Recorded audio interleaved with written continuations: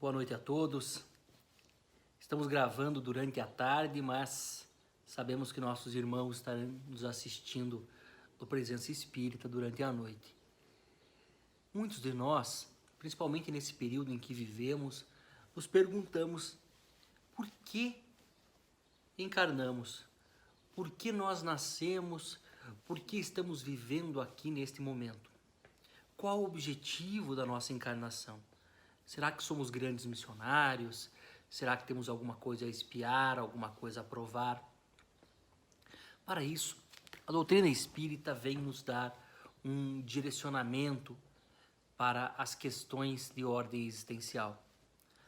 Nós sabemos que todos nós carregamos de um passado longínquo uma história, positiva em alguns pontos, negativa em outros.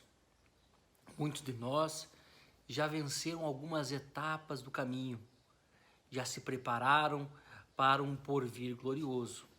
Outros, a grande maioria, está ainda a caminho, tendo conquistas, melhorando. Então a gente compreende que o objetivo da encarnação é a melhoria do ser, é o aprender constante, é o estar evoluindo, é hoje ser melhor do que ontem. E a pergunta que fica: como nós sabemos o que fazer? O que devemos fazer? Qual é o meu motivo existencial? Nós, claro, não trazemos a memória perfeita de tudo que fizemos, de tudo que fomos, mas guardamos as experiências no recôndito de nossa alma. Então, a criatura humana precisa aprender a observar-se para compreender o seu papel na sociedade, o seu papel no concerto da humanidade. Então, nós trazemos muitos dons, muitas capacidades e também muitas dificuldades. A criatura humana, ela traz intuitivamente os conhecimentos adquiridos. Por isso, para alguns de nós é muito mais fácil adquirir conhecimento em uma área, se especializar em outra, como é muito difícil começarmos algo novo. Quando temos grande dificuldade de entendimento, de aprendizado, seja numa doutrina como a doutrina espírita, seja numa ciência da Terra mesmo, nós começamos a compreender que o nosso espírito ainda engatinha nessa ciência. Então, muitas vezes, meus irmãos, a gente vem à Terra com algumas limitações em áreas da qual nós já dominamos para desenvolver outras áreas. Então, o objetivo da encarnação não é sempre ser o melhor, mas aprender. Muitas vezes, nos desenvolvemos muito nas ciências humanas, nas ciências sociais, e deixamos as ciências matemáticas, as ciências objetivas a um segundo plano. E como nós devemos nos desenvolver integralmente, nós voltamos em outras oportunidades para desenvolver. Mas, acima de tudo, o que nós precisamos entender é que a vida na Terra é uma grande oportunidade de avanço moral. Então, o avanço moral e o avanço intelectual, o provar-se na Terra, o tornar-se digno do mundo que nos espera no porvir.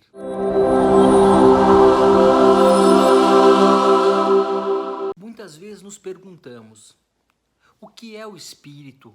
Será que eu tenho um espírito? Será que eu tenho uma alma?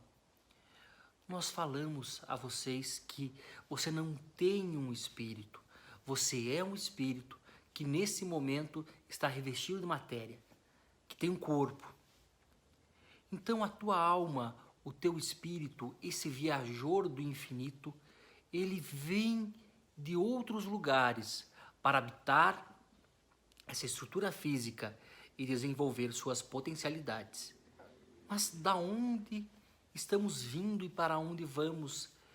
Tem uma passagem do Livro dos Espíritos que nos fala que o Cristo já falava: o Espírito sopra, de onde vem e para onde vai ninguém sabe, entendemos o momento presente dele. Então nós, meus irmãos, já vivemos muitas vidas físicas, já estivemos em muitos lugares, em outras sociedades, falando outras línguas, tendo outra cultura, outra forma de pensar. Ao habitar este novo corpo, a gente vem não só para aprimorar conquistas intelectuais, mas para mudar moralmente, para nos desvestir de antigos preconceitos. Às vezes nos perguntamos como pode, né? Uma pessoa tão nova que ainda guarda preconceitos tão grandes de raça, de cor, de credo. Ela é assim porque ainda não desenvolveu ou porque ainda pouco viveu, pouco sentiu. Então ela se apega aos seus conceitos. Ela não aprendeu a esvaziar-se e modificar-se. Por isso, meus irmãos, é bom que entendamos como espíritas que estamos tendo uma experiência no Brasil, uma experiência como espíritas brasileiros, mas pode ser que numa próxima encarnação sejamos convidados a viver em meio às comunidades muçulmanas, judaicas, budistas, e levemos no nosso íntimo essa ideia universalista de respeito, de amor ao próximo, a ideia da reencarnação. Kardec falava que a alma imortal é o repositório de todo conhecimento. Então, tudo que adquirimos neste momento, levaremos a outras existências, assim como o passado não foi perdido, e hoje guardamos aquilo que recebemos. Então, meus irmãos, a grande tarefa do espírita cristão não é apenas viver o presente, mas ser um artífice do porvir. Então, a sua alma, que é você, é imortal e tem que se preparar dia a dia para os embates que lhe serão chegados.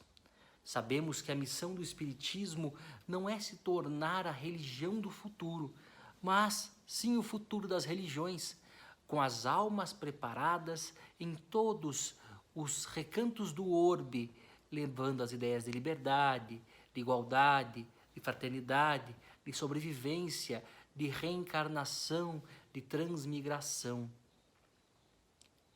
Então o trabalho do futuro será fruto do esforço de nossas almas nesse momento, aprendendo, nos fortificando no mundo espiritual e retornando ao mundo físico mais preparado para os embates duros com a intolerância, com o preconceito, com as ideias ainda tacanhas de muitos de nossos irmãos que morejam aqui na Terra.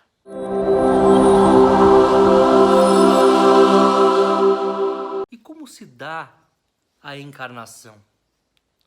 Sabemos que somos um espírito que tem um corpo, mas como acontece a ligação do corpo físico à alma?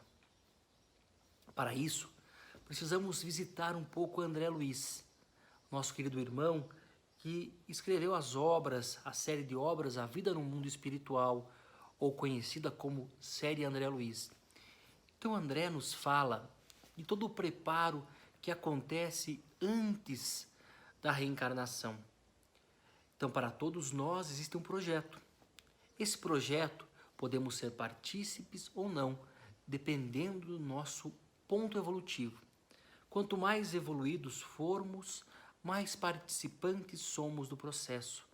Temos mais direito à escolha, temos mais direito à participação nos pontos difíceis e voltamos para a Terra mais cientes daquilo que fazemos. Porém, se eu estou num estágio evolutivo em que ainda eu não me permito escolher, o meu karma, os meus erros escolhem por mim. E os grandes arquitetos da vida sideral que preparam os corpos físicos para o recebimento do espírito seguem as diretrizes que nós traçamos com a nossa própria consciência. Se eu fui um assassino e usei das mãos para tirar as vidas, eu volto para a Terra muitas vezes sem elas. Se eu usei da visão para observar e caluniar, posso voltar sem ela ou sem a fala. Então nós preparamos o nosso porvir com as atitudes desse momento. Depois de planejado todo o projeto do novo corpo, se vai à escolha daqueles que serão nossos progenitores.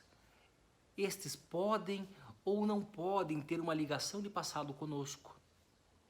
E eles devem aceitar a propositura de receber a nós, muitas vezes inimigos de passado, pessoas antagonistas, como seus filhos, para nos amar e nos educar. Depois de aceito o convite, depois de estabelecido o primeiro laço, 72 horas após o ato sexual, acontece a concepção, a ligação do gameta masculino com o gameta masculino, com o gameta feminino.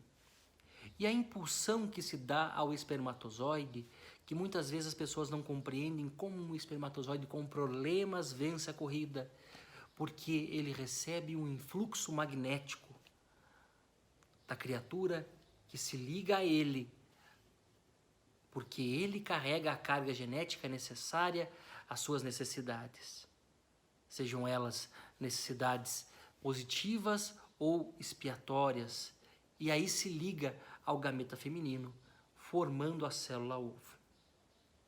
A célula ovo recém-formada, que passará pelas inúmeras divisões da mórula, da glástula, da blástula, ela se ligará ao perispírito do reencarnante, e o perispírito será um molde ou organizador biológico desse novo corpo.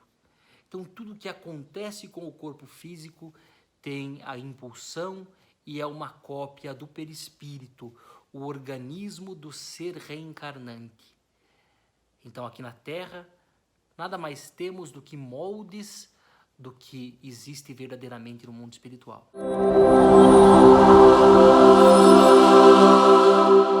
Muitos perguntam, esta encarnação que tenho agora é a primeira? É a última? Em que ponto estou da minha caminhada evolutiva? É importante salientarmos que nós que aqui vivemos na Terra não estamos vivendo nossas primeiras encarnações como seres humanos. Nós estamos em um mundo do segundo estágio, de expiação e provas, passando para o terceiro estágio, regeneração. As primeiras encarnações acontecem nos mundos primevos, primitivos, mundos que a Terra deixou de ser há alguns milhares de anos. Então nós sim não estamos nas primeiras encarnações, mas estamos muito distante de estarmos próximos às últimas, pois, como falamos, ainda estamos passando para um terceiro estágio, ainda estamos longe dos mundos ditosos e mundos celestes. Passaremos por múltiplas experiências reencarnatórias para assim evoluirmos sem a necessidade da reencarnação. A reencarnação, meus irmãos, nada mais é do que a recapitulação. E por que ela é tão interessante para nós, esses seres que nós sabemos de mediana evolução, caminhando para a angelitude? Porque a recapitulação traz consigo um esquecimento das coisas que fizemos e das ideias que tínhamos. Vamos entender o seguinte, todo mundo aqui tem vô, tem vó, tem alguém mais velho na família que carregava alguns preconceitos. Preconceitos de ordem racial, preconceitos de ordem religiosa, e nós sabíamos que nós não conseguiríamos mudar essa pessoa. Ela estava muito velha para aceitar uma nova realidade, que o mundo era igual, que as pessoas eram iguais. Então se fazia necessário que ela desencarnasse e reencarnasse novamente para ser reeducada naquele sentido.